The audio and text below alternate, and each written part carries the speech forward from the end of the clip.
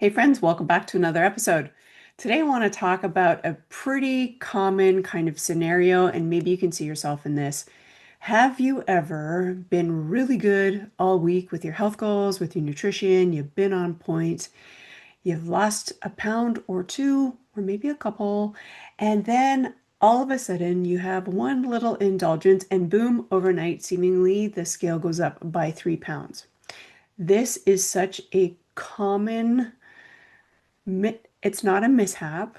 There's some very deliberate reasons why it happens. So, if you found yourself in this position before, I want to explain why this happens and why you shouldn't give up after you see this increase on the scale.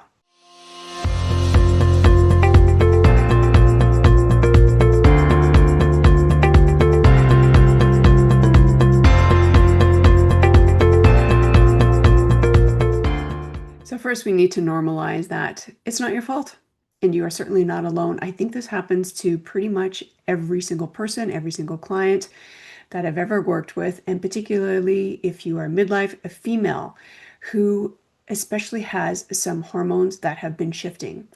So, I'll tell you about one of my clients. Let's call her Lisa. She was being very diligent about having balanced meals, staying active, doing all the things, focusing on her sleep. She was feeling better and really proud of her progress. And then, boom.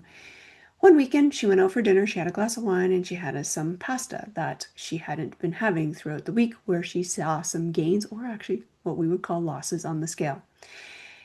So it wasn't anything extreme, but the next day, the scale went up by 3 pounds. So immediate reaction is, what's the point? What's it all worth? I work my butt off all week and so focused to get a little bit of momentum, and then I blow it all in one night. What's the point if I can't even live and have fun and eat for pleasure periodically? So the frustration, the guilt, the discouragement, these are all normal. And particularly when we are relating our progress and our results to the number that we see on a scale. So the ultimate truth is the scale is data, right? It is just a moment in time how much gravity is showing what your body weighs, if that makes any sense. So it's not even accurate most of the time. And we also have to consider what it's measuring. So there's many cells and things in our body that the scale is actually measuring, and we are, as humans, a large percentage of water. So we have to keep that in mind. So what's actually happening? Let's kind of peel this back so that you can understand and hopefully avoid this type of frustration if you do see the scale go up seemingly overnight by a few pounds. So the first thing is we need to consider if you are retaining water. And I know that sounds like maybe I am. How would I know? Or that's maybe an old person kind of thing, water retention. But this is the most common way that we see scale fluctuations, is that our body is hanging on to water. Could be from a variety of reasons. One of the most common culprits would be excess carbohydrates and or salty foods, and that allows us or prompts our body to hang on to more water. So then that equates to more weight. Sodium is another explanation, and particularly when we eat out, you'll find that most restaurants use inexpensive table salt, iodized salt. A lot of the products that they're using are heavy in sodium.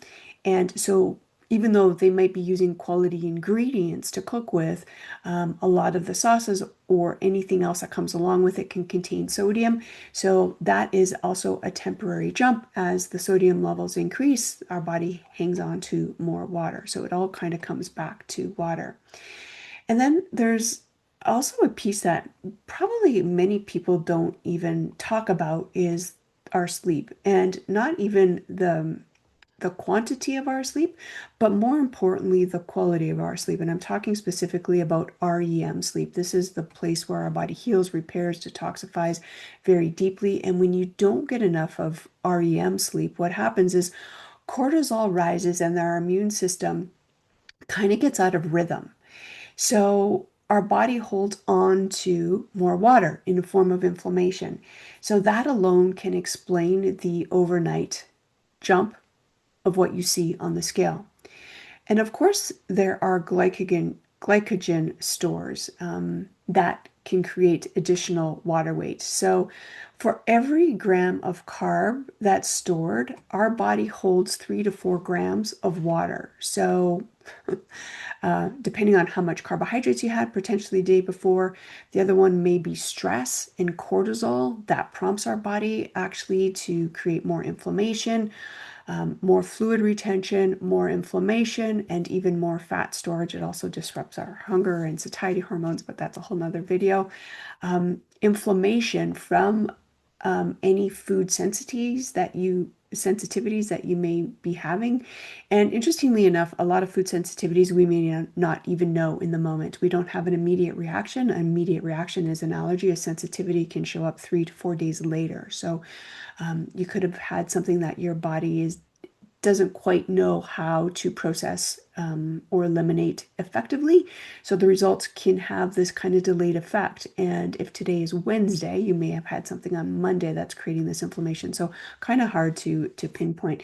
Anyhow, it's worth noting that inflammation from food sensitivities and also crappy or rancid oils or seed oils. I know there's a lot of controversy around that, but how our body processes these substances and these foods and what we uniquely, how we uniquely get impacted on a biological level will determine if our body's creating inflammation, which is water, which is actually protecting itself. And then, of course, we can't talk about this topic without addressing hormones, particularly in midlife. So, as we enter into midlife, estrogen and progesterone levels are fluctuating and changing, and that also creates more fluid shifts within our body. So, what I do want to remind you is this is not 3 pounds of fat that you've gained overnight. Like, in order to gain 1 pound of fat, the amount of calories that you would have to ingest in one meal is something like 3,600 additional calories. Like that, it's just not, it's not humanly, I suppose it's humanly possible, but it's not very likely that you overate that much, that you're gaining that much fat or actual weight. So I just want to normalize that the scale going up does not equate to failure, it does not equate to fat, and it actually also does not equate to permanent results.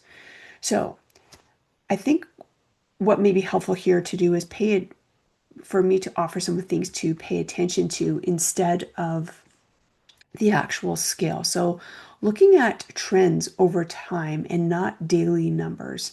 So when you look at anyone's weight loss journey, it's not just a steady decline unless, there's something kind of severe, and usually it's up and down, but the overall trend is on the downward mountain. So looking at your weight perhaps on a more consistent, regular basis, that's spread out a little bit and not daily, perhaps even weekly. That's what I encourage my clients to do, is look at it on the same day every week and just get an idea of where they're at and looking at the general arc or the trend overall.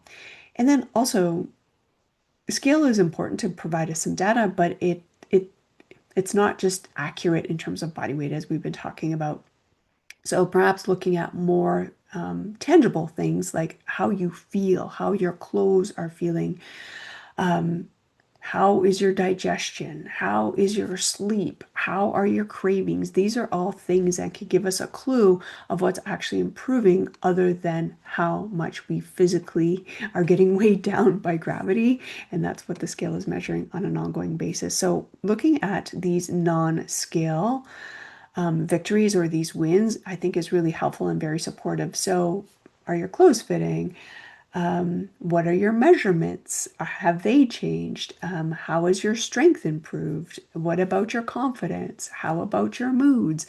How about your brain fog, your overall energy? These are all really great assessment tools to keep in consideration as well.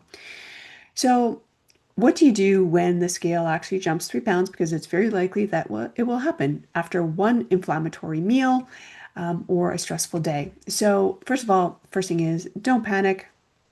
And please don't feel like you need to be totally restrictive and get really down on yourself and zero in and be the drill sergeant that gets you into this kind of corrective mode. Have compassion for yourself, I would say, is the first thing. The next thing to do is hydrate. Make sure you're drinking ample amount of water. Try to flush out that inflammation and just kind of get back on track of balanced eating. I would say prioritize sleep as best as you can. We really want to focus on getting as much REM sleep as we possibly can. And then move your body. And I would say in a most gentle type of way, in a supportive way, not a punishment way because you've gained a little bit of weight or the scale has gone up, but in a way to support your nervous system, help mitigate or manage the stress as you move through this. So kindness and compassion, I think, is really important. So for women in midlife, like balance is, I mean, it's an obscure word, and we're not really looking for balance. Like that's, I don't know. I think balance in life is an actual myth. But if your body is moving slower, and I see this quite often, and perhaps I can do another video on this in the future, but when we look at the micro changes in our body and micronutrient balances, I often see, and I myself had it, is a calcium shell where the body protects itself. So, without getting into too much science about how that happens, is basically we're just moving and metabolizing and digesting at a much slower level. So, this can come from long periods of chronic stress, could come from adrenal burnout, but also, if you're in this state and the body is actually, already trying to slow you down as a protective mode, having too much fat and even too much dairy can actually slow down the metabolic process even further. So we get a sluggish digestion, our metabolism becomes a bit slower, and this can leave us feeling kind of inflamed at the same level. So it's not that those foods are bad. It's just that they're contributing to an already slowed kind of state. And as you know, fat itself slows down the digestion of food, and that's what makes us feel satiated longer, right? We feel fuller longer when we eat fat. So we can talk in a future video about fat and how this can be kind of a dimmer switch. There's a Goldilocks zone. Too little, things aren't moving. It slows things down, and too much, it can actually also slow things down. So there is really a little bit of a Goldilocks time amount of fat to consider. All of this to say, I'm here to remind you, your body is not broken and it's doing exactly what it's designed to do. First of all, protect you. You have to understand your body is always trying to protect you and it's always communicating to you using symptoms. Our body can't use words, so it uses symptoms. So this is the body's way of sending us signals and messages to pay attention to. So first of all, the state of awareness and just acknowledging that this is what's happening, super cool. The next thing is to decode what is actually the signal or the message that your body is trying to communicate with you. So the scale does not measure our worth. I just want to remind you of that. And what really changes things isn't cutting out food groups or chasing these kind of extremes. It really is finding your own rhythm, your own natural rhythm. I'm tempted to say the word balance, but there is no real true balance, I don't think, in life anyway. So looking to have enough sleep, to have meals that are steady, that are balanced, so your body feels safe, so that it knows every few hours it's going to be fed. It doesn't have to go into starvation mode, and making sure that we have the right quantity of fat and finding that natural rhythm that we talked about so that you can have results that truly last for a lifetime. So, if you are tired of guessing about all of this information, what are the minute details, the amount of fat, or if you finally want to understand what's going on in your own internal body, that's what I'm here for, and that's what I'm here to support you to do. And I would love to connect. Feel free to drop me a message below. You'll have my links here below of how you can take advantage of. I offer a complimentary metabolic assessment call. It's a conversation where we have just for me to understand what's going on and for you to explain what it is you've been dealing with, what you're really trying to achieve, and perhaps if I can help get you there, direct you in the right direction or support you in that quest. I would be more than honored to explore that with you and see if we're both a right fit for each other. And for now, I just want to leave you with this idea that your body is always, always, always working for you and not against you. I'll catch you in the next video. Bye for now.